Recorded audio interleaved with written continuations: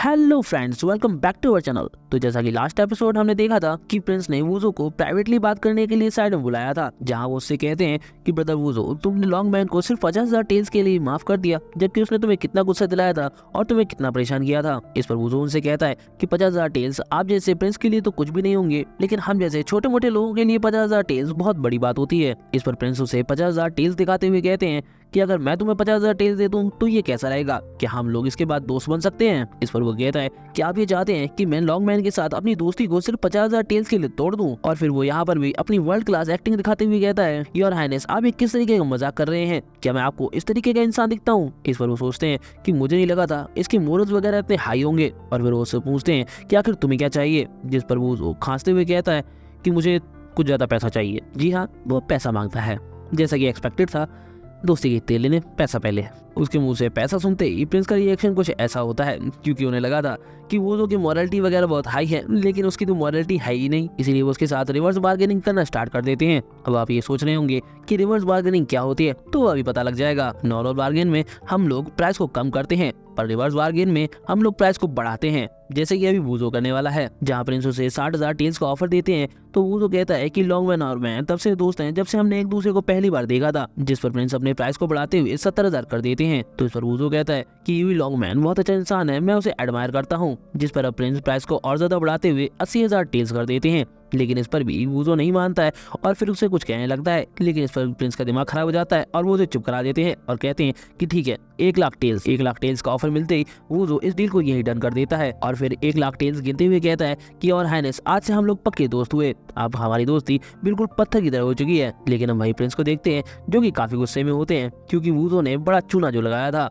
इसीलिए वो मन ही मन सोचते हैं कि आज के बाद वो वूजो किसी बात में नहीं फंसेंगे। और फिर वो अपने गार्ड को ऑर्डर देते हुए कहते हैं कि लॉन्ग मैन को उठाकर सड़कों पर फेंक दिया जाए, और जिग्जी एकेडमी से कह देना कि इसने अपनी हार मान ली थी लड़ाई में, इसीलिए इसके साथ ये सब हुआ। जिस पर वो गार्ड्स तुरंत ही लॉन्ग मैन को उठाकर वहां से ले जाने लगते हैं। लेकिन हम देखते हैं कि बेचारा लॉन्ग मैन काफी छटपटा रहा होता है और वो वूजो से कहता है कि मैं तुम्हें इससे भी ज्यादा पैसे देने को तैयार हूँ, प्लीज मुझे बचा लो। लेकिन प्रिंस वूजो को वहां से ले जाते हुए कहता है कि फालतू की बातों पे ध्यान देने की जरूरत नहीं है, अब हमारे रियल बिजनेस की बात करने का टाइम आ चुका है। और वो कहते हैं कि आज चलो अंदर, हम लोग 9 पैलेस सेक्रेट रैल्म के बारे में बात करेंगे। 9 पैलेस सेक्रेट रैल्म का नाम सुनते ही वूजो को याद आ जाता है कि ओल्ड मैन ने उससे क्या कहा था, इसीलिए वो तुरंत ही उनके साथ जाने लगता है और फिर उन्हें आगे कंटिन्यू रखने के लिए कहता है। इस पर वो कहते हैं कि एम्परर लू के मेंशन के लोगों ने कुछ टाइम पहले ही 9 पैलेस सेक्रेट रैल्म को डिस्कवर किया था, जो कि पूरी तरह से ट्रेजर से भरा हुआ है। इसीलिए हम चाहते हैं कि तुम और तुम्हारे ताओसेट के एलाइट मेंबर्स हमारे साथ मिलकर उस लोकेशन को एक्सप्लोर करें। तो इस पर वूजो कहता है कि मुझे नहीं लगता है कि अकेले आप ही ऐसे लोग हैं जिन्होंने 9 पैलेस सेक्रेट रैल्म को खोजा है, मुझे लगता है कि जिग्जी एकेडमी ने भी इसे खोज लिया होगा। इस पर प्रिंस कहते हैं तुम ये कैसी फालतू की बातें कर रहे हो, जिग्जी एकेडमी भले ही कितनी पावरफुल क्यों ना हो, लेकिन अगर हम लोग साथ में मिल जाएं तो वो हमारे सामने कुछ भी नहीं है, हमें उससे डरने की भी जरूरत नहीं पड़ेगी। तो बताओ अब तुम क्या कहते हो, क्या तुम हमारे साथ चलने के लिए तैयार हो। अब चूंकि वूजो को प्रिंस के दिमाग में क्या चल रहा है इसके बारे में अच्छे से पता था, इसलिए वो उनसे कहता है कि जब मैं यहाँ से वापस जाऊंगा तो अपने सेट के दूसरे डिसाइपल्स के साथ इसके बारे में डिस्कस करूंगा। और वैसे भी जिग्जी एकेडमी और हमारी वैसे भी कुछ खास नहीं बनती है, इसीलिए अगर उनकी बैंड बजती है तो उसे देखने में ज्यादा मजा आएगा। इस पर प्रिंस खुश हो जाते हैं और कहते हैं कि ये हुई ना बात। अब चूंकि प्रिंस उसका फायदा उठाना चाहते थे, इसीलिए अब वूजो भरपूर उनका फायदा उठाने लगता है और उनसे कहता है कि by the way your highness, आप तो ये जानते ही होंगे कि आज मुझ पे एक असैसिनेशन अटैक हुआ था। वैसे मैं पहले से ही मास्टरमाइंड के बारे में जानता हूँ, लेकिन आप चूंकि मेरे एक अच्छे से दोस्त हैं, तो क्या आप इसमें मेरी हेल्प करेंगे। इस मैटर में हेल्प का सुनते ही प्रिंस थोड़े हिचकिचाने लगते हैं। तो ये देखते ही वूजो वहां जाते हुए कहता है कि अगर आपके लिए ये डिफिकल्ट है तो कोई बात नहीं, मैं जिग्जी एकेडमी के पास चला जाऊंगा। मुझे लगता है कि उनका कुंगजो कॉन्टिनेंट में ज्यादा इन्फ्लुएंस होगा, तो ये मेरे लिए ज्यादा हेल्पफुल होगा। ये सुनते ही तुरंत प्रिंस उसे वहीं रोक देते हैं और कहते हैं कि क्या तुम पे कुंगजो कॉन्टिनेंट पे हमला हुआ, ये कॉन्टिनेंट तो मेरे फादर के कंट्रोल में है, यानी कि ये मेरी जिम्मेदारी बनती है कि मैं तुम्हारी हेल्प करूं, इसलिए तुम बस बताओ कि तुम्हें क्या चाहिए होगा। इस पर वूजो ने थैंक्स करते हुए कहता है कि आप वाकई मेरे बहुत अच्छे दोस्त हैं, मैं जैसे ही वापस लौटूंगा तो सारी की सारी चीजें लिखकर आपको भेज दूंगा, और जिस दिन आप 9 पैलेस सेक्रेट रैल्म में जाएंगे मैं उस दिन आपके साथ ज्वाइन करने की कोशिश करूंगा ताकि हम साथ में काम कर सकें। इस पर प्रिंस कहते हैं कि हाँ हाँ क्यों नहीं, और फिर वो उसे टाटा बाय बाय करते हुए वहां से विदा कर देते हैं। वूजो के यहाँ से जाते ही प्रिंस के पीछे एक एल्डर आ जाते हैं और वो उनसे कहते हैं कि आपको क्या लगता है, क्या वूजो हमारा इन सब में साथ देने वाला है। मुझे डाउट हो रहा है कि वो आपका इसमें साथ भी देगा। इस पर प्रिंस कहते हैं कि तुम फिक्र मत करो, जब तक जिग्जे एकेडमी को ये लगता रहेगा कि ताओ सेक्ट हमारे साथ काम कर रहा है तब तक हमारे लिए सब कुछ बढ़िया है। तो इस पर वो एल्डरन से पूछते हैं कि वुजो के ऊपर जो असैसिनेशन हमला हुआ था हम लोग उसके बारे में किस तरीके से डील करने वाले हैं। तो इस पर प्रिंस कहते हैं कि हमें ज्यादा कुछ भी करने की जरूरत नहीं है, हम सिर्फ वुजो के पास अपने कुछ लोगों को उसकी हेल्प करने के लिए भेज देंगे जिन्हें वो अपने हिसाब से यूज कर सकता है। उसके बाद ये सीन यही कट हो जाता है और हमें अगले दिन जीसीटी के एवेन्यू में दिखाया जाता है जहाँ पर एल्डर माँ काफी सारे डिसेबल्स के साथ एक रैली निकाल रहे होते हैं, जिसे देखकर एक आदमी पूछता है कि आखिर ये ताओ सेक्ट वाले कर क्या रहे हैं। इस पर वो बताता है कि ताओ सेक्ट के डिसेबल्स वुजो पर असैसिनेशन अटैक हुआ था जिस वजह से ये लोग काफी ज्यादा गुस्से में हैं और ये लोग एक एक करके सभी सेक्ट्स में जाकर इन्वेस्टिगेशन कर रहे हैं। इस पर वो आदमी पूछता है कि फिर ये गारंटी लेटर क्या है। तो वो उसे बताता है कि जितना मैं समझ पा रहा हूँ कि ये गारंटी लेटर उन सेक्ट्स ने लिखा है जिनके यहाँ अभी तक ये लोग गए हैं और उन्होंने ये एश्योरिटी दी है कि उनका इस असैसिनेशन अटैक से कोई लेना देना नहीं है। जिसके बाद शायद ये ताओ सेक्ट वाले उन लोगों को जाने देते हैं। उनकी बातें सुनने के बाद तो एक लड़का हंसने लगता है और कहता है कि ये क्या बचकानापन चल रहा है। अब वहीं पर एक बिल्डिंग में हम यू फेंग और वुजो को देख पाते हैं जो कि चाय को एंजॉय कर रहे थे। तो यू फेंग इस रैली को देखते हुए वुजो से पूछता है कि क्या तुम सच में इन लेटर्स पर बिलीव करने वाले हो कि ये सारे सेक्ट्स इनोसेंट हैं। मुझे तो लगता है कि सारे गारंटी लेटर शाम होने तक सिर्फ और सिर्फ कचरा बन जाएंगे। तो इस पर वुजो पूछता है कि आखिर इसमें बिलीव न करने वाली बात कौन सी है। वैसे भी हम बिना एविडेंस के किसी भी इनोसेंट इंसान को गलत नहीं ठहरा सकते हैं। इस पर यू फेंग उससे पूछता है कि आखिर तुम फिर मास्टरमाइंड को कैसे ढूंढोगे। तो वुजो हंसने लगता है और कहता है कि आखिर मास्टरमाइंड के बारे में जानना कौन चाहता है और फिर नीचे झांकते हुए कहता है कि लगता है चिंगारी में काफी हवा लग चुकी है और फिर वहां से नीचे जंप कर देता है और एक हीरो वाली एंट्री लेते हुए कहता है कि अब वक्त है काम करने का। उसे ऐसा करता हुआ देखकर यू फेंग पास बैठी हुई डाइयो से पूछता है कि आखिर ये करना क्या चाहता है। तो इस पर वो समझाती है कि वो इस टाइम मोमेंटम गैदर करने में लगा हुआ है और ये सब चीजें कुछ दिनों तक ऐसे ही चलती रहेंगी जिससे कि इस सिटी में हर एक इंसान जो भी रहता है उसे पता चल जाएगा कि ताओ सेक्ट के डिसाइपल को मारने की कोशिश की गई थी। अब फिर हम सीधे ऑर्नेट हाउस को देखते हैं जहाँ पर वो अपनी इस इन्वेस्टिगेशन टीम को लेकर पहुंच चुका था और वो एल्डर माँ से पूछता है कि आपने मुझे बताया था कि एक बार ऑर्नेट हाउस के एल्डर डिसाइपल्स ने मिलकर हमारे एक यंग टैलेंट को मार दिया था। इस पर वो कहते हैं कि हाँ, लेकिन उस समय हमारे पास कोई भी एविडेंस नहीं था, लेकिन मैं 80% श्योर हूँ कि इन्होंने ही हमारे उस डिसेबल को मारा था। जिस पर वो मनी मन से कहता है कि आप एविडेंस की बात कर रहे हैं, जब तक मेरे पास पब्लिक है तब तक मुझे किसी भी एविडेंस की जरूरत नहीं है, क्योंकि अभी सिचुएशन ऐसी है कि अगर मैंने कह दिया कि ऑर्नेट हाउस ही मर्डर है तो वो है। अब चूंकि इन लोगों को ऑर्नेट हाउस के बाहर खड़े हुए थोड़ा टाइम हो गया था, इसीलिए ऑर्नेट हाउस वालों को पता लग जाता है कि ये लोग बाहर आ चुके हैं, इसीलिए ये लोग भी बाहर आ जाते हैं और उनमें से एक आदमी आते हुए पूछता है कि आप लोग यहाँ क्यों आए हैं, क्या आप लोगों को हमसे कुछ काम है। इस पर एल्डर माँ उन्हें बताते हैं कि हमारे डिसेबल वुजो को 2 दिन पहले ही जान से मारने की कोशिश की गई थी,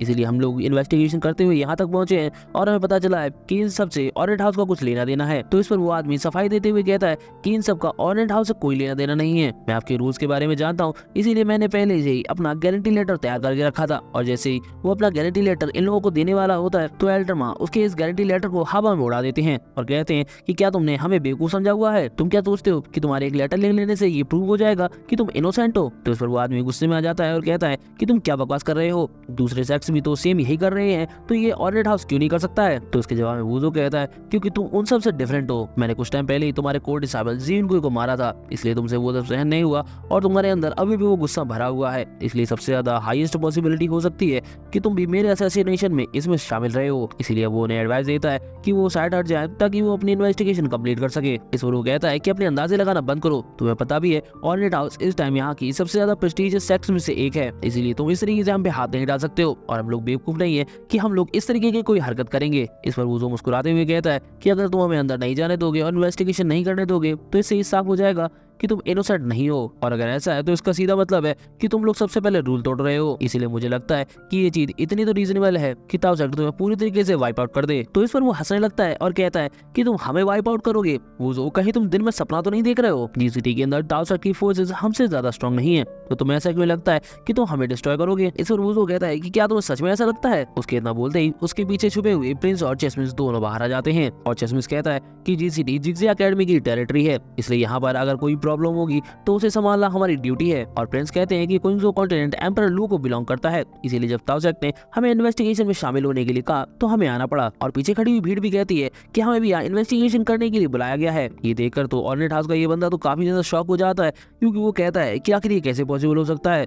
ताओसेक ने इतने ज्यादा लोगों को अपनी तरफ कैसे कर लिया। और इसी बात का जवाब लेने के लिए एल्डर वूजो से पूछते हैं कि प्रिंस और इस चश्मिश का तो समझ में आता है, लेकिन ये बताओ ये बाकी के लोगों को तुमने अपनी तरफ कैसे किया। जिस पर वूजो कहता है कि ये तो बड़ा ही सिंपल था, मैंने उन सभी को प्रॉमिस किया कि ऑरेंज हाउस को डिस्ट्रॉय करने के बाद उसकी जो टेरिटरी होगी और उसके जो बेनिफिट्स होंगे वो लोग आपस में बांट सकते हैं। इसीलिए उनके पास एक ऐसा रीजन है जिसकी वजह से वो ऑरेंज हाउस को डिस्ट्रॉय करने के लिए हमसे भी ज्यादा उतावले हुए जा रहे हैं। और हम देखते हैं कि ये लोग चिल्ला रहे होते हैं कि जल्दी से ऑरेंज हाउस के गेट खोलो, हम उसे पूरी तरीके से डिस्ट्रॉय कर देंगे। ये देखकर एल्डरमा सोचते हैं कि मैं तो भूल ही गया था कि इस दुनिया में पैसे से बड़ा कुछ भी नहीं होता है। ताओसेक ने हमेशा ही पैसे को कुछ भी नहीं समझा और अपनी रेपुटेशन को ज्यादा वैल्यू दी। इस वजह से हमने काफी ज्यादा सफर किया है, लेकिन अब लगता है कि वूजो के आने के बाद सब कुछ बदल रहा है। तभी वूजो अपनी तलवार को निकालते हुए उसे चेक करता है और फिर एक स्लैश लगाते हुए ऑरेंज हाउस के उस बोर्ड को तोड़ देता है और फिर सभी को उनका काम करने का ऑर्डर दे देता है। यानी कि वो लोग जो यहाँ लूटपाट करने आए थे उन्हें उनका काम करने के लिए कहता है और कहता है कि अगर कोई भी सरेंडर करने से मना कर दे तो उसे खत्म कर देना।